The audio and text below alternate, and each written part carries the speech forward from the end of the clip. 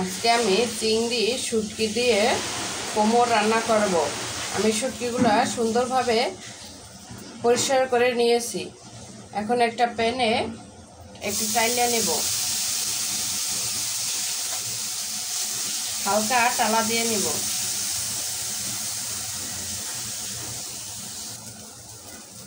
একটু নাড়াচাড়া করে নিব, নিচে যেন লেগে না যায়। আমি চিংড়িটা মশমশা করে টালা দিব, যেন মশমশা হয়।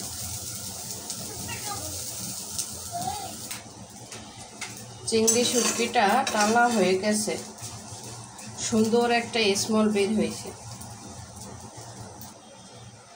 কোমর রান্নার জন্য দিয়ে দেব তেল।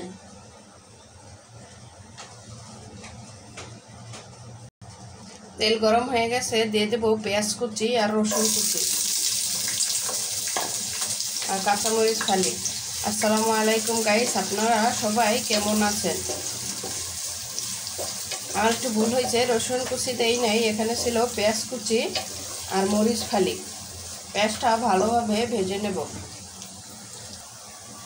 পেঁয়াজটা ভালোভাবে ভেজে নিয়েছি। পেঁয়াজটা ভালোভাবে ভেজে নিল তরকারির স্বাদ বেড়ে যায়। দিয়ে দেব মশলা।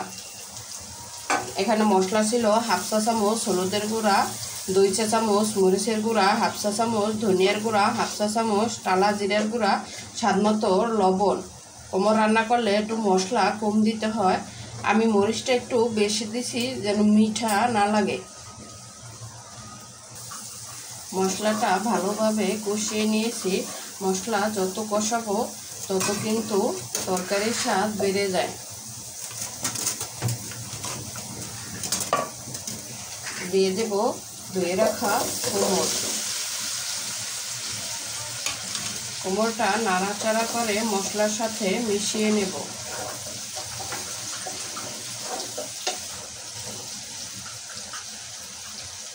কষানোর জন্য ঢাকনা দিয়ে ঢেকে দেব।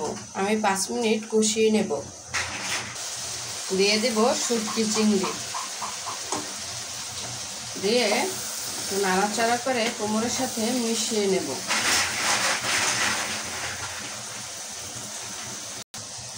সিদ্ধ হওয়ার জন্য দিয়ে দেব গরম ঝোল। ঝোল দিয়ে একটু নাড়াচাড়া করে নেব।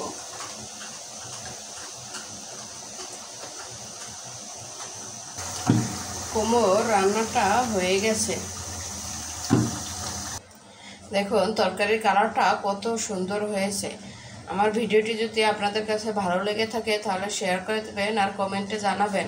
আল্লাহ হাফেজ।